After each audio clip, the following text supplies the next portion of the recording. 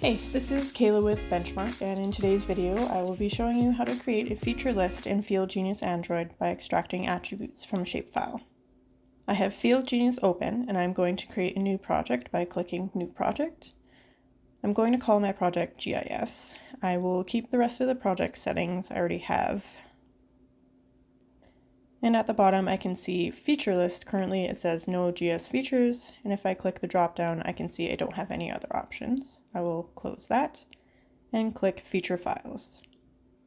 I will go to the bottom right and click New File.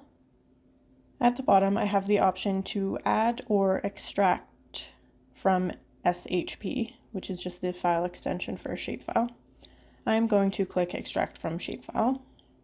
Now I can select the shapefile I want to extract the attributes from, and you can see that I'll need to select the .shp and .dbf files. I will click Browse this device, and I'll navigate to where I have the shapefile saved, and I'll make sure to select the .shp and .dbf files. I will click Select in the top right and then click Extract. This will bring me to the new feature. I can see the feature name, which just pulls from the shapefile, so it's called row, and then the type, which is a line, and attributes, so there's name, rural ID, PID, geoname, and geocode.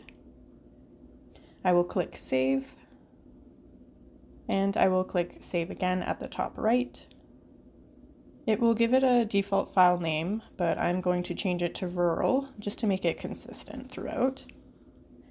And now if I go back to my project and click the drop down on feature list, the rural feature list I just created is now an option.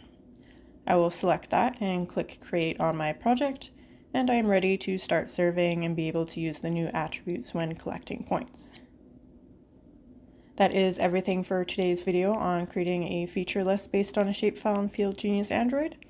For more videos like this, please subscribe to our YouTube channel, and if you have any questions, please give us a call at 1-888-286-3204 or visit us on the web at bench-mark.ca.